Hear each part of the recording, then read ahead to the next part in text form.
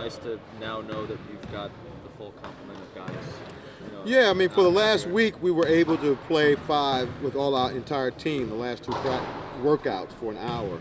But this was the first sustained practice where we can go more than an hour. So we went 2.5, almost 2:45. So I just wanted to see how long they can last, playing as hard as they can with the right behavior.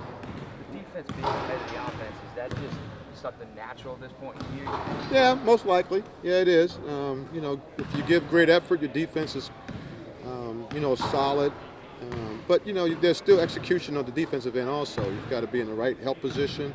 You've got to rotate right, properly. You have to recover properly. You've got to contain the basketball and rebound. Offense, there's a lot more intricacies in the offense that you've got to get better executing. With JJ and Kerwin being eligible now, how much does that raise expectations for you for this team? I don't think there's any expectations raised from me. I mean, my expectations are always going to be the same. I don't know how everyone else's expectations are, but I like to keep my expectations to myself. When, especially in the early going, are you going to lean a little bit harder on Miles and Jerome and Kadeem, the guys? Guard play is always important. So Miles and Jerome are very important in getting our people organized, initiating our defense, and obviously organizing our offense. Pretty much everyone behind them, picks up where they are picking up. As far as Kadeem, yeah, we want him to play with a great motor. He plays above everyone else by far when his motor is going. He gives great effort, so I love that athleticism on the floor. Do you want guys that have been in the program now for a couple of years to be the tempo setters, or is it? No, we've got. Wipe it clean? We have good. I like to say veterans. That's an old professional term, but we have guys who are upperclassmen. Malik, he understands what the game is about on this level. J.J. Moore, Wally. And so we have older guys who understand. So I'm leaning on all the older guys, and we only have one freshman. So You talked about your expectations. Do you share those with the players in terms of goals? No, it's day by day. Like at the end of the day, in our huddle, I mentioned to them, the coaches get together. We're going to watch the film, and if we have 35 mistakes today, it should not be 40 tomorrow.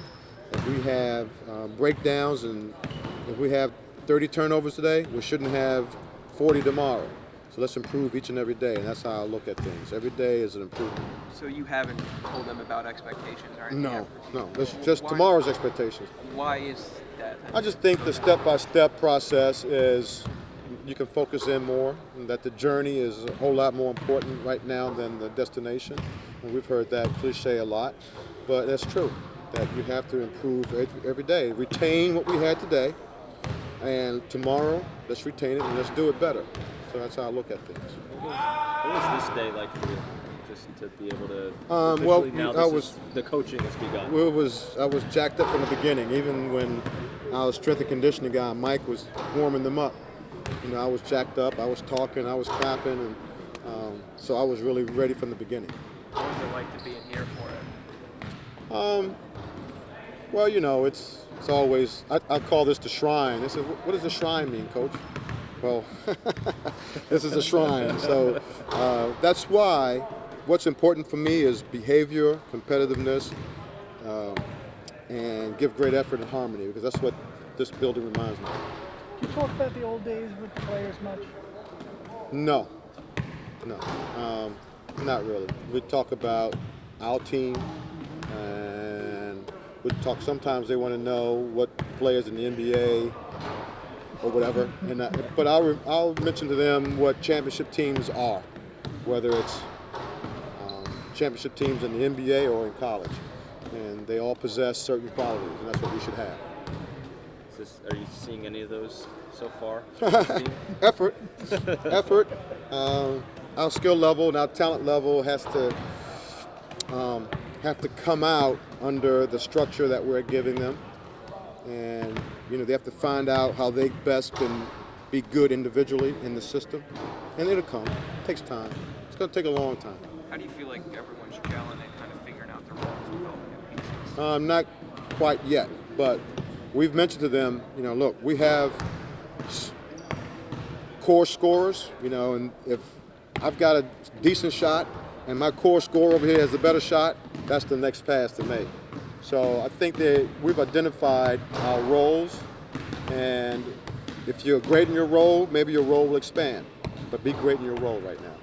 JJ, are you looking for him to be a leader? Obviously, you get to experience. Yeah, it comes naturally. You know, but in order to be a leader, you have to lead by example too. You have to almost go above board to show that what I'm talking about, I'm doing. You know, jogging from one drill to another drill, coming to the huddle, saying the right things at the right time, the right way, giving great effort. And number one, I've told him, you can't be a leader unless your defensive mindset is in place.